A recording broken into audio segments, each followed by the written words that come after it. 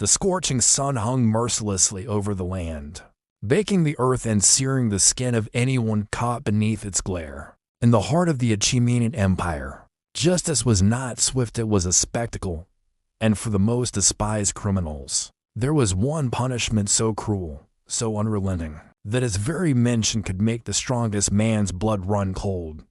This was Scaphism. The condemned man, trembling, was brought to the riverbank. His crimes were not whispered, they were shouted in the marketplace so that the public would know why this gruesome fate awaited him. He had been accused of treachery against the king, and for such betrayal, mercy was an impossibility. The executioners worked with silent precision, their faces expressionless, as though they had performed this task many times before, too long. Narrow wooden boats were prepared, each just wide enough to cradle the shape of a human body. The man was stripped naked and forced to lie in the hollow of the lower boat. His arms and legs were splayed and secured with thick leather straps, so tight that the circulation in his limbs slowed. The upper half of the boat was then lowered over him, enclosing him like a coffin, but leaving his head, hands, and feet exposed to the blistering sun.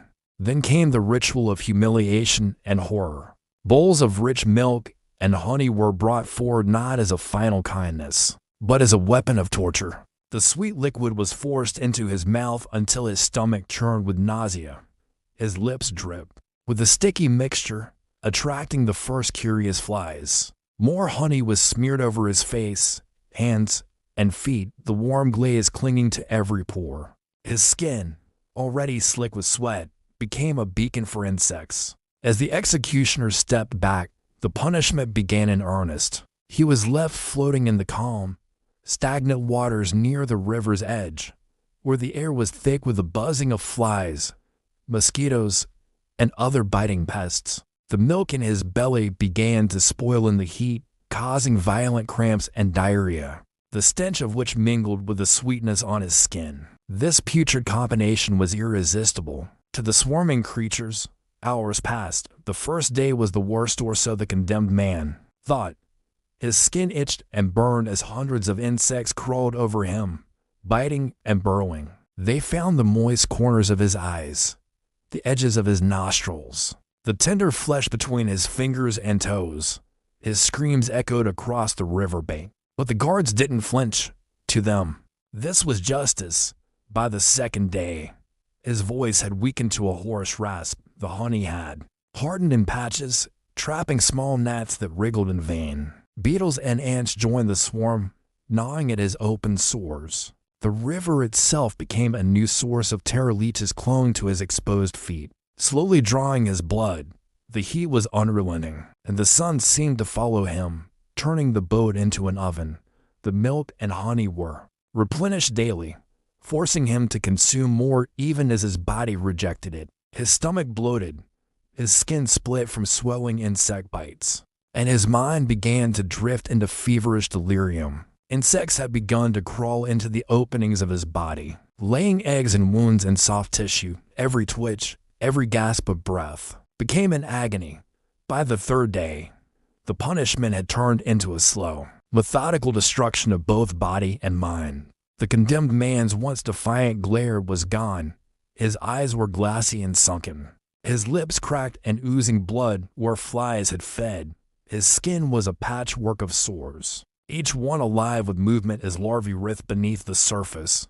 The sensation was maddening, an unbearable itch he could never scratch, and yet there was no quick death. That was the cruel genius of Scaphism. It kept the victim alive for as long as possible, drawing out the suffering so the watching crowd could witness the price of treachery. Children pointed from the shore, their faces a mix of fascination and fear.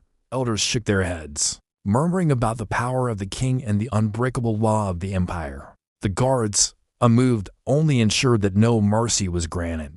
If the condemned slipped toward unconsciousness, they aroused him with shouts and jabs, sometimes splashing water on his face enough to keep him aware of every crawling, biting moment. The riverbank became his grave long before his body gave in. Death would not come in hours, or even a single day. It could take a week, sometimes longer. Insects became his constant companions, feeding, breeding, and dying upon his flesh, his own body was being eaten alive, piece by piece, until only the shell of a man remained. This was not merely execution, it was a statement carved into the memory of all who saw it. The Achaemenid Empire did not forgive betrayal, and for those who broke the trust of the king, the river's buzzing chorus was the last sound they would ever hear. The punishment was not just physical, it was psychological warfare. The victim could see their own flesh slowly rotting away, feel the creeping crawl of beetles inside their ears, and hear the constant buzzing of thousands of flies swarming around them. This relentless sensory assault drove many to madness long before death arrived. The honey and milk smeared across their body would ferment under the sun, creating an even more pungent smell that lured more predators. The liquid dripped into their eyes and nose, attracting smaller insects that crawled into their nostrils, burrowed into their ears, and sometimes even laid eggs inside open wounds. Ancient accounts tell us that Scaphism could last several days, sometimes over a week, depending on the victim's health before the ordeal. Some prisoners, due to the forced feeding, survived longer than nature should have allowed, their bodies bloated and barely able to move, yet their minds forced to remain awake. By the third or fourth day, maggots would begin feeding on the open sores, and gangrene would set in, releasing a stench that could be smelled from a considerable distance. The environment also played a role. If the punishment was carried out near stagnant water, the smell of decay would attract frogs, water rats, and even fish if the victim's lower body touched the surface. These creatures would gnaw at toes and feet, tearing flesh bit by bit. If performed on land, it was not uncommon for jackals or vultures to circle nearby, waiting for the victim to weaken enough to be picked apart. Scaphism was meant to do more than kill. It was meant to erase a person's dignity, identity, and humanity. Unlike quick executions such as beheading or hanging, this method was a theater of horror, where onlookers could watch the slow transformation of a human being into a corpse. In the Achaemenid Empire, it was also a political tool. The more high-profile the victim, the greater the spectacle. Sometimes, noble traders, captured spies, or rebellious governors faced Scaphism to send a message to their allies. Betrayal would not just be punished, it would be erased from memory by shame. This form of execution is often linked to King Artaxerxes II of Persia, who allegedly used it on a soldier accused of treachery. Although historians debate the exact details, the consistency of ancient records points to a deeply rooted belief in the punishment's effectiveness. For the Persians, the slow consumption of the body by nature as smallest creatures symbolized the cosmic justice of Ahura Mazda, the god of light, over the forces of chaos and evil. The victim's screams, at first desperate and furious, would eventually weaken into groans, then to whispered gasps as their strength left them, even when unconsciousness took over. The insects continued their feast. The body became an ecosystem for parasites and predators, a living corpse awaiting its final collapse. Those tasked with maintaining the punishment were often soldiers or executioners who had grown numb to suffering. They would pour more milk and honey every few hours, ensuring the insects had a constant feast. In some recorded cases, the executioners even mocked the victim, telling them that nature was now their judge and jury. This psychological degradation added another layer to the cruelty. By the end, the remains were hardly recognizable as human, bloated, discolored, crawling with life. The body was a testament to both human ingenuity and cruelty and the inevitable decay that all flesh must face.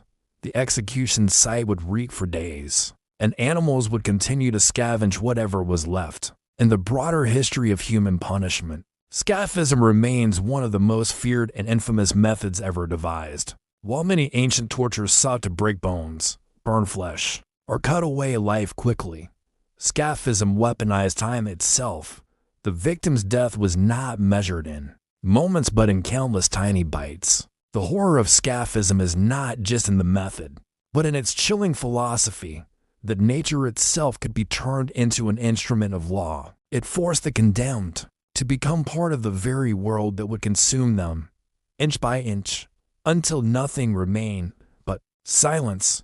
And here, in the torture's room, we remember this not to glorify it, but to remind ourselves that humanity's capacity for cruelty can be as boundless as its creativity. History is filled with darkness, and Scaphism stands as a grim warning of what justice can become when mercy is forgotten.